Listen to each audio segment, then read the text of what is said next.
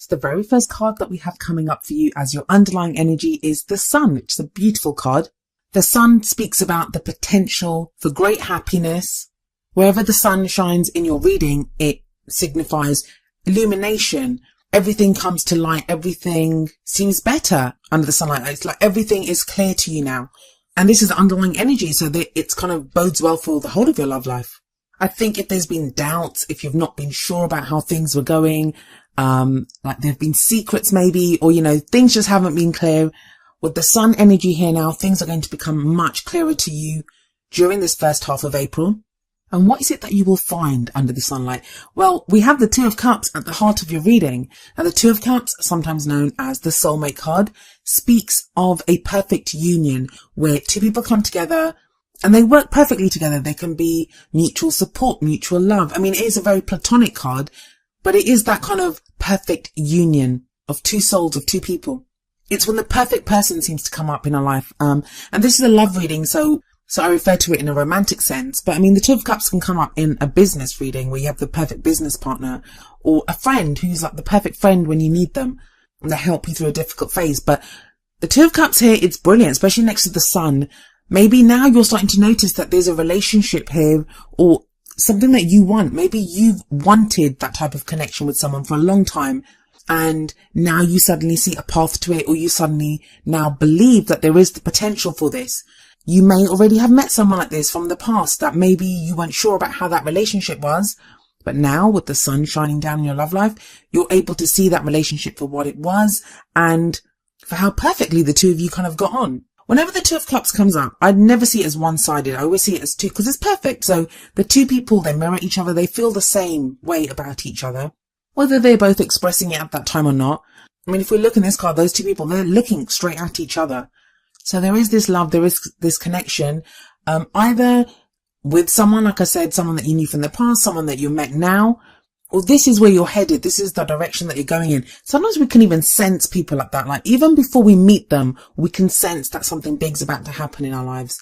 But I think for most of you, this is going to be with someone that you already know, or at least are aware of, even if you don't fully acknowledge the bond that you both have.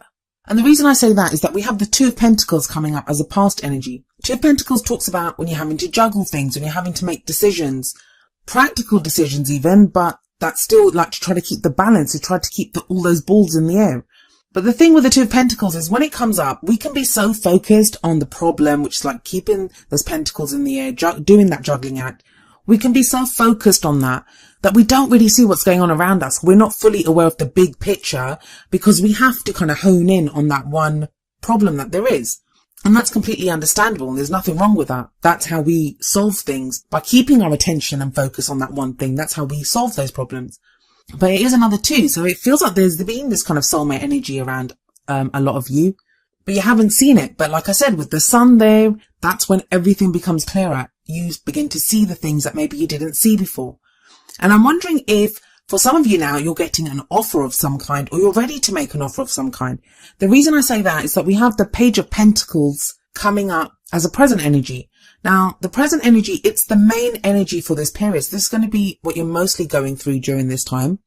Page of Pentacles can indicate a student. It can, because it kind of talks about taking care of the little details, paying attention to the little details. When this is about contracts and stuff, it's about paying attention to the fine print. But pages are also messengers. So the Page of Pentacles can indicate some kind of a message, which is some kind of like an offer. And it could be to do with something practical. Pentacles are always to do with practical things, but not, this is a love life reading. So it may be that whatever this message that you receive is about, or this offer that you receive, it's about something that you hold or value. I've actually seen like the Page of Pentacles come up when someone's going to get proposed to, because obviously a ring, that's quite valuable, right? And that's something offered up, because pentacles, yes, while they might be practical, they also speak of stability, security, something solid, something that we can rely on. And I don't think it's a bad thing whatsoever, especially with that sun sitting above this card. And you're really starting to understand, I think, what it means to be offered this, or what it means to offer, what it is that you want to offer to someone else. It's interesting to me as well, though, with this Page of Pentacles, he seems to be looking over at the next card, which is the future energy, and we have the King of Swords here. But the Page of Pentacles looks almost kind of apprehensive as he looks over at the King of Swords, as if he's not sure if he should kind of offer up his pentacle to that person. But that might be you right now. I mean, I'll talk about the King of Swords in just a moment, but that might be you, that Page of Pentacles energy. It might be you and how you're feeling that right now you're fully understanding the value of your pentacle. And that could be self-value. Maybe you've not known how valuable you are, how much you deserve to be loved, how much love you have. So only now are you understanding your own value and what it is that you have to offer to someone. Or if someone's offering you something, it might have been something, I mean, with those two pentacles at the top, it might have been something that you didn't fully pay attention to before because you had too much going on. And now you're thinking, okay, well, if you've met someone, what is it that they're offering me? If this is a soulmate situation are not always the easiest. They can be very difficult. And there are other things that happen there, but I can't get away from the sun energy there, which makes everything easier. So, go easy on yourself. And the sun speaks of very pure joy. It's just joy. So get in touch with that side of yourself if you can. Like, look to the kind of enjoyment side of things. Have that kind of almost childish glee and joy in your situation. If you're not ready to make a decision right now, or to accept an offer, or to make one, you don't have to. But with that Page of Pentacles energy, which is like looking at the fine print, looking at the details of it, just use the light of the sun to understand this and understand how good this could be for you. I usually don't tell people to make decisions during retrograde seasons anyway. They're a good time for reevaluation, revisiting ideas, looking over, what's being offered here and understanding how it would relate to you and how if you want it or not. So there's no pressure here for you to make a decision, or to accept any offers or to make any offers, but just know that there is something on the table and it is a good idea to kind of understand it and to look at it. So this King of Swords in the future, some of you may be dealing with an Aquarius, Gemini or Libra, Sun, Moon or Rising, male or female. But for others of you, this is going to be your energy. The King of Swords he's sometimes seen as an advisor. He's very intelligent. Swords represent our thoughts, our beliefs, our ideas, all that kind of upper reasoning and that brain stuff, how we think, but also how we communicate those thoughts, how we communicate what we know. And he has a lot of knowledge. Now, I also always see the Swords court cards as always being about the truth. They speak their truth. But because it's all about thoughts and ideas, sometimes, especially the King of Swords, can come across as kind of cold. He looks like he's detached from his emotions. Now, that's not true. He feels his emotions just as much as like anyone else does. But it's just the way he communicates and the way he thinks and processes information. He comes from a very kind of logical place. Now, for some of you, this is your energy. It may be you trying to logically figure out your soulmate situation, that Two of Cups energy that's right above the King of Swords.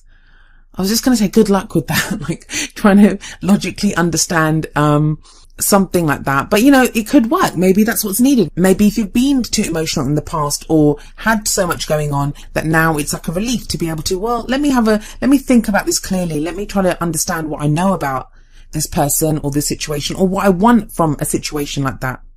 The future energy doesn't always play out during this period. It's usually afterwards, but it shows you where you're headed.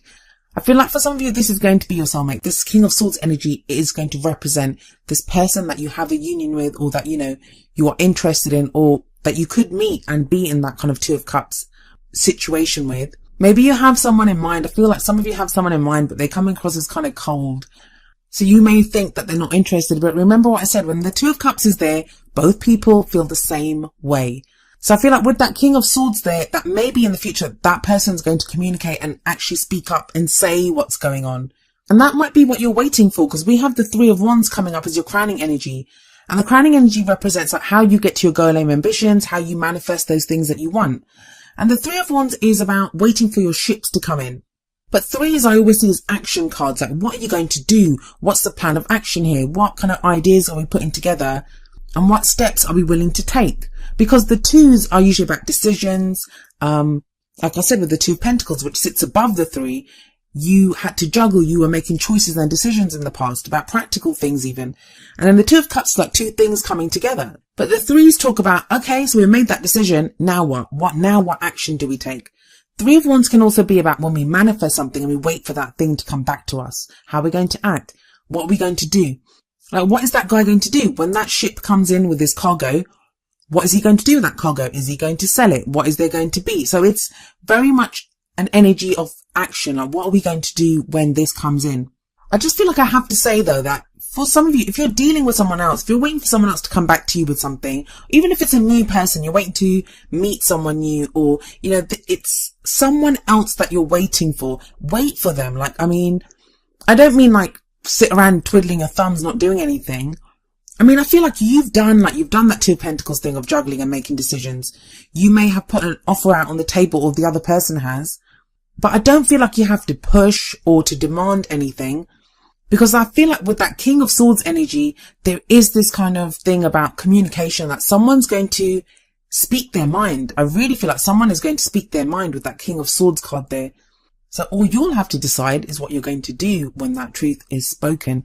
And the advice from the Oracle card seems to kind of back that up, because we have from the Romance Angels, let go of control issues. Allow the situation to unfold naturally.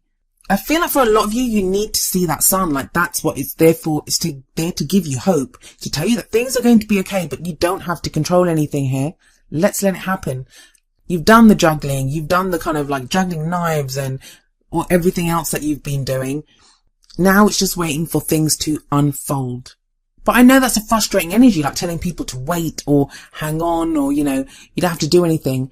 Because even when we're not doing anything, and by that I mean like we're not forcing the issue, we're not kind of hounding someone for an answer, we're not doing anything like that, it doesn't mean we just sit around doing nothing. And I feel like the advice from the Whispers of Love Oracle deck it's the advice on what you should do while you're waiting. And it's number 31, and it says, love makes the difference. Love can help heal past hurts and provides a sense of security, self-worth and importance. So as you know, I'm not one of those like positive thinkers. I think every emotion serves us, but there's not really anything bad here. There's not really anything bad here. And I feel like the sun is there to remind you that there's great potential here now, and focus in on that Two of Cups energy, whether that's someone you had in the past. I mean, sometimes we can have karmic relationships with people. We can have soulmate relationships with people, and then we separate, and then we can want that person back. And even when the cards show that, you know, that energy comes back into our life, it may not be the same person. That energy can re-enter our life through someone else. That person that we knew from the past, they may have been there to prepare us for the next person that comes in. We have more than one soulmate in our life. So for some of you, it's going to be that. But if you've experienced it once, if you've felt that once, or if you feel the urge now to connect with someone in that way, even if you never have before, that is a beautiful thing. And that is worth kind of holding on to. That love, that the potential for the love that you could feel, and the love that you have felt in the past. I talk very much about how we feel and how our feelings manifest the future, which that Three of Wands can be a card of manifestation. So if you haven't already done so, please watch the guidance videos for the Aries season, because they have a lot of this information about if you're trying to manifest something. But overall, it's looking good, Sagittarius. I feel like there's something going on here, and we're going to find out when that King of Swords shows up. So hopefully that will be in the second half of April, but we'll have to wait and see.